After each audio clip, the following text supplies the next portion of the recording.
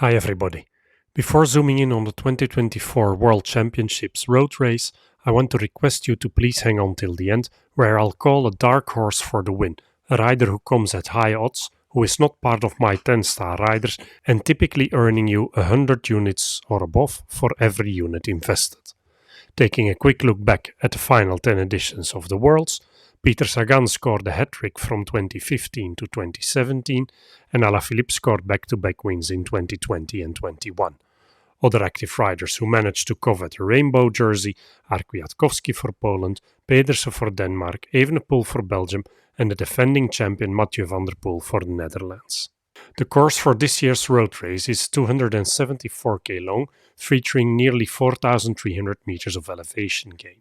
So we can safely speak of a long and tough day in the saddle, consisting of a 70k approach to the 27k Zurich circuit, which they'll tackle 7 times. There are 2 notable climbs on the Zurich circuit. The first is 1.1k long with an average gradient of 8%, topping out at 15%, which is probably the key place where riders will try to create separation, and in my opinion it's highly unlikely they'll wait till the final round. The second climb, after a brief descent, is slightly longer at 2.3k with an average gradient of 5.7%. So in my book, it's especially the first short but steep climb which will be decisive. Here's an overview of the riders lining up for this year's race with prior top 10 results on the World's Road Race, including 5 former champions: Alaphilippe, Costa, Pedersen, Van der Poel and Evenepoel.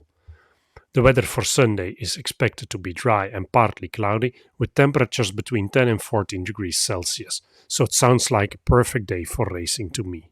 Looking at the starting field, you may be wondering why the teams have different amounts of riders. This is because quota apply based on the country standings in the UCI rankings, where the top nations are allowed to enter 8 riders, while the lower ranking countries can only enter 1 rider. The host nation is allowed to enter 6 riders, even when they're out of the top 10 in the nation's ranking. The reigning Olympic and continental champions can be added to the quota when his home country doesn't reach 8 riders based on the country ranking. And finally, the reigning world champion always goes on top, which is why you'll see the Netherlands line up with 9 riders. That being said, here's the betting odds at the time of recording, with Pogačar being the outright favorite, ahead of Evenepoel and Van der Poel. And here's the riders to watch in my book. Given the parcours, I'll be looking for climby, punchy riders. Starting with Australia, who can count on Ben O'Connor, this year's Vuelta runner-up, as well as Michael Matthews. Many seem to rule him out, yet in some ways this parcours combines the short nasty climb, as we saw in Wollongong in 2022, where Matthews came home in 3rd, and the slightly longer climb as we saw in Italy back in 2020, where he came 7th. For Austria, I'm going to call Gal, even though the repeated descents will highly likely be his undoing. For Belgium, it will be interesting to see what their tactics will be to help Evenepoel to another rainbow jersey, 1 week after his 2nd consecutive victory in the individual time trial. Do they bother sending a rider into the break, or will they simply regroup around Remco? Talking about sending a rider up front, I personally think it would be a great tactic to send Van Gils into the break in an attempt to wear down Team Slovenia. And in my opinion, in such a scenario, Van Gils is not without chances himself. Woods or G for Canada and Buitrago or Martinez for Colombia need to be mentioned here, with Buitrago having the best shot in my book to enter into the top 10.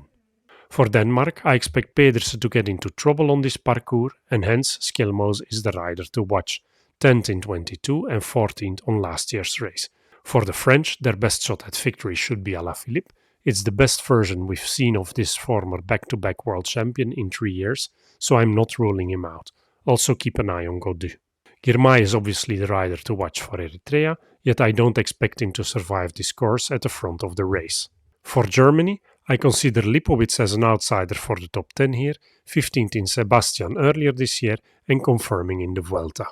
And then we get to Great Britain, who also have quite a few cards to play here, with Pidcock, Stephen Williams and Adam Yates the most notable ones in my book. Personally, I'm picking Pidcock over Yates and Williams, given his higher one-day race credentials.